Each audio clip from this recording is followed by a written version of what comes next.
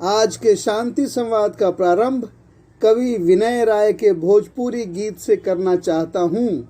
मुझे गुनगुनाने और गाने का शौक बिल्कुल नहीं है, पर आज कुछ सुनाने का मन है। इसे सुने।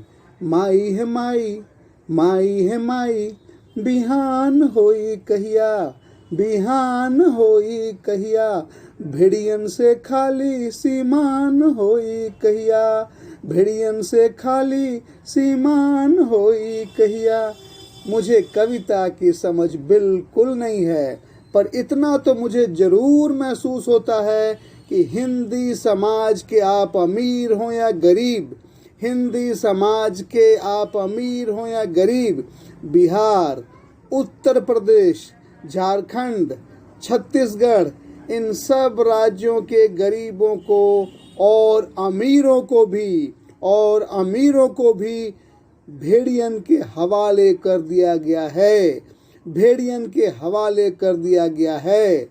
आप या तो इन भेड़ियों से मुकाबला करें, आप या तो इन भेड़ियों से मुकाबला करें या मरने के लिए तैयार रहें। ये भेड़िए सिर्फ उस मौके के इंतज़ार में हैं, ये भेड़िए सिर्फ उस मौके के इंतज़ार में हैं कि आप कब कमज़ोर पड़ें, कि आप कब कमज़ोर पड़ें और ये आपकी बोटी बोटी नोच डालें, और ये आपकी बोटी बोटी नोच डालें। इसलिए मेरे दिल में एक दर्द रहता है, इसलिए मेरे दिल में एक दर्द रहता है, और यह भावना भी पनपती है कि कब बिहार में दोबारा एक चाणक्य फिर से जन्म ले, कि कब बिहार में दोबारा एक चाणक्य फिर से जन्म ले और तमाम हिंदी समाज, तमाम बिहारियों के अपमान का बदला लेने के लिए वह फिर से एक चंद्रगुप्त को खोजकर इस सड़ी गली व्यवस्था को पूरी तरह से उखाड़ फेंके। मुझे नहीं पता कि मेरा सपना एक दिन सच होगा, मुझे नहीं पता कि मेरा सपना एक दिन सच होगा, या जैसे करोड़ों बिहारियों के सपने रोज ही मरते रहते हैं, या जैसे करोड़ों बिहारियों के सपने रोज ही मरते रहते हैं, उसी तरह क्या मेरा भी सपना एक दिन मर जाएगा। आज बड़ी अजीब स्थिति है, जैसे आज़ादी के पहले अंग्रेजों की सोच थी, जैसे आज़ादी के पहले अंग्रेजों की सोच थी कि dogs and Indians are not allowed, dogs and Indians are not allowed. उसी तरह आजकल दिल्ली जैसे महानगरों की भी सोच यही है कि बिहारी को भगाओ, बिहारी को अपमानित करो, बिहारी को निकाल बाहर करो, बिहारी को दिल्ली से बाहर खदेड़ दो। जैसे कि बिहारी ही दिल्ली में कोरोना फैला रहा है, जैसे कि बिहारी ही दिल्ली में कोरोना फैला रहा है। हद है भाई, माफ़ करें, माफ़ करें, माफ़ करें। हो सकता है मैं पूरी तरह से गलत हूँ, हो सकता है मैं पूरी तरह से गलत हूँ, पर अगर गलत हूँ तो मुझे यह बताया जाए कि दिल्ली वालों ने अगर यह नहीं किया तो वो कौन सा आदमी है, तो दिल्ली में बैठा हुआ वो कौन सा आदमी है, या वह कौन सी व्यवस्था है जिसके वजह से दिल्ली से बिहारी मजदूरों को, दिल्ली से बिहारी गरीबों को भगाया गया। अब एक और बात सुने, मजदूरों को तो कीड़ा मकोड़ा समझकर भगाया गया। यह बात तो थोड़ी बहुत समझ आती है, बिहार के मजदूरों को तो कीड़ा मकोड़ा समझकर भगाया गया, यह बात तो समझ में आती है। लेकिन मुंबई में सुशांत जैसे होनहार एक्टर को आत्महत्या क्यों करना पड़ा? लेकिन मुंबई में सुशांत जैसे होनहार एक्टर को आत्महत्या क्यों करना पड़ा? इसके पीछे क्या कारण है, यह भी सोचें। सुशांत तो गरीब नहीं था, तब सुशांत को आत्महत्या करने को बाध्य क्यों होना पड़ा? कोई होनहार बिहारी आत्महत्या क्यों करेगा? आत्महत्या के पीछे की असलियत क्या है?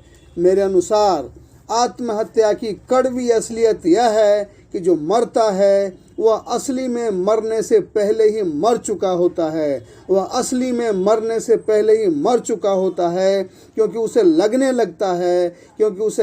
लगता है कि अब वह अपने सपनों के हत्यारे का मुकाबला नहीं कर पाएगा, कि अब वह अपने सपनों के हत्यारे का मुकाबला नहीं कर पाएगा।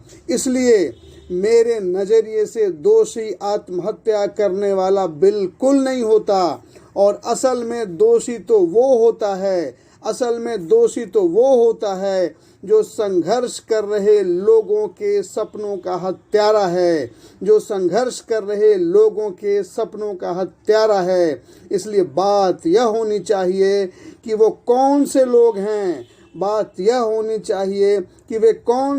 हैं, जो बिहारी और बिहारियत के हर सपनों की हत्या कर रहे हैं, बिहारी और बिहारियत के हर सपनों की हत्या कर रहे हैं। जरा हम उनको तो पहचाने। यह बात भले सुशांत से शुरू हुई है, पर यह बात दूर तक जानी चाहिए। अब फिर से मजदूरों के पलायन की बात पर लौट रहा हूँ, और आपसे मेरा अब एक स्पष्ट सवाल है, और वो यह है कि भारत के पिछले 5000 साल के इतिहास में आपने कब यह सुना है कि दिल्ली से लाखों बिहारियों को इस तरह अपमानित करके भगाया गया? आप जरा सोच कर बताएं। इतना ही नहीं, जब ये मजदूर हजारों मील पैदल चल रहे थे, तो कौन से वो लोग थे जो इनको पुलिस से अपमानित करवा रहे थे? पुलिस को किसने ऑर्डर दिया कि बिहारियों को अपमानित करो? अब असली ढोंग की कहानी सुने। लाखों मजदूर जब अपनी तबाही, दुर्गति और बर्बादी से बचते हुए, लाखों बिहारी मजदूर जब अपनी तबाही, दुर्गति और बर्बादी से बचते हुए किसी तरह अपने गांव पहुंचे, तो उनमें से कुछ मजदूरों को माला पहनाने का नाटक शुरू हुआ। उन मजदूरों को हीरो बनाया गया। एक लड़की को साइकिल गर्ल की उपाधि मिली। ज्योति की चर्चा अमेरिका तक पहुंच गई। पर जरा सोचें, यह गर्व का विषय है या शर्म का? एक लड़की अपने अपाहिज पिता को 1000 मील से ज्यादा दूरी तय करके अपने गांव आती है, पर 1000 मील की यात्रा में सरकार ने उसकी सुध नहीं ली। सरकार अंधी बनी रही, पर गांव आते ही नेता उसे माला पहनाने लगे। यह तो ढोंगी करतूत है, यह तो गर्व नहीं शर्म का विषय है। ज्योति की मेहनत जरूर तारीफ के लायक है, पर ज्योति की कहानी व्यवस्था की पोल खोलती है। इसलिए ज्योति को माला पहनाने के नाम पर व्यवस्था और सरकार की पोल ना खुले, इसलिए इस तरह का ड्रामा किया जाता है। यह अंधी सरकार जनता को ऐसे ही तरीकों से अंधा बनाए रखना चाहती है।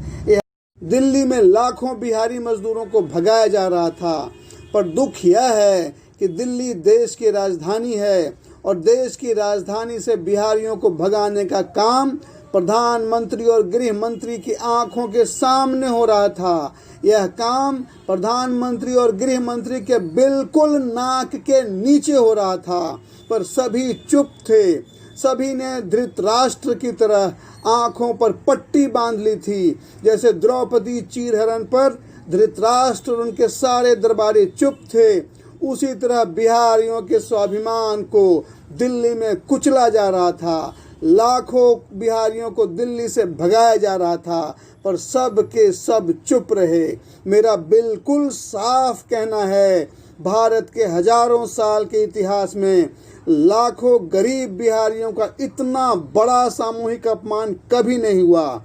इसलिए मेरी भारत के प्रधानमंत्री और गृह मंत्री से 3 प्रार्थना है। इसलिए मेरी भारत के प्रधानमंत्री और गृह मंत्री से 3 प्रार्थना है।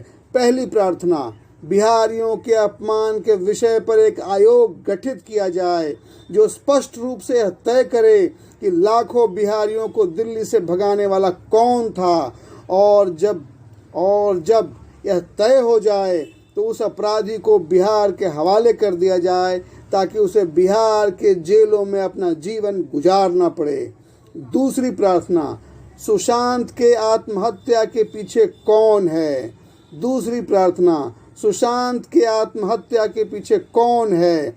उसे तुरंत पकड़कर बिहार के जेल में बंद किया जाए। मुझे दिल्ली और मुंबई के जेल पर भरोसा नहीं, क्योंकि जिन महानगरों से लाखों बिहारियों को भगाया गया फिर भी सरकार अंधी बनी रही, तो धृतराष्ट्र जैसे अंधे सरकार पर भरोसा करना बिल्कुल बेवकूफ़ी है।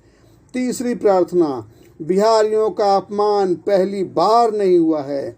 बिहारियों का अपमान पहली बार नहीं हुआ है, ये तो 30-40 साल से होता आ रहा है। बिहार के बाहर रह रहे छात्रों और मजदूरों को हमेशा अपमानित किया जाता है। इसलिए पिछले 10 साल में जितने बिहारियों को अपमानित किया गया है, जितनी जगह पर बिहारियों को अपमानित किया गया है, उन सभी दोषियों को पकड़कर बिहार के जेलों में बंद किया जाए। मुझे उम्मीद है मेरी इन 3 मांगों पर भारत के प्रधानमंत्री और गृह मंत्री जरूर ध्यान देंगे और जल्द ही एक आयोग गठित करेंगे जो 3 महीने के अंदर सारी रिपोर्ट सरकार को सौंपे, जिससे बिहारियों के स्वाभिमान को कुचलने वालों का पता चल सके और बिहारियों के जख्मों पर मरहम लगे। बिहार सरकार से भी मेरी प्रार्थना है कि अगर भारत सरकार यह आयोग गठित नहीं करती है तो बिहार सरकार आयोग गठन करके बिहारियों के अपमान का बदला ले और सुशांत की मौत की असली वजह पता करे। मित्रों, यह भी हो सकता है कि भारत सरकार और बिहार सरकार दोनों में से कोई भी इस विषय पर कोई कदम नहीं उठाएं।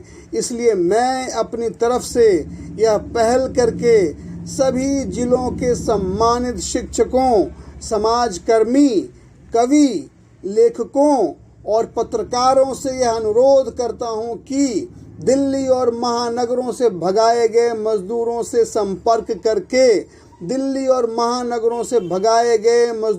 संपर्क करके आप प्रत्येक जिला के स्तर पर उस जिले के नाम से ही एक 11 सदस्यीय समिति बनाकर एक रिपोर्ट तैयार करें, जिससे बिहार के प्रत्येक जिले की एक सच्ची रिपोर्ट बन जाए और जिसके आधार पर दोबारा भारत सरकार और बिहार सरकार से बिहारियों के अपमान के विषय पर आयोग गठन करने का दबाव बनाया जा सके। अभी इतना ही कहूँगा, पर इतना ध्यान जरूर दें कि बात अभी तो शुरू ही हुई है, पर यह बात दूर तक जाएगी। मुझे सुनने वाले प्रत्येक बिहारी अपना कान खोलकर सुन लें। हर बिहारी के अपमान का, हर बिहारी के स्वाभिमान का और सुशांत के मौत का जब तक पूरा का पूरा हिसाब चुकता नहीं कर लें, तब तक चुप नहीं बैठें। लोकतंत्र चुप्पी का तंत्र नहीं है। लोकतंत्र तो चुप्पी को तोड़ने का तंत्र है। इसलिए आप सरकारों से पूरे बिहार के गरीब और मजदूरों के अपमान का, उन्हें भगाने का और उन्हें बर्बाद करने का हिसाब जरूर मांगें। आप अपनी चुप्पी तोड़ेंगे तभी सरकार भी अपनी चुप्पी तोड़ेगी। बस अभी इतना ही कहूँगा। सभी स्नेही जनों को स्नेह वंदन और हृदय से आलिंगन।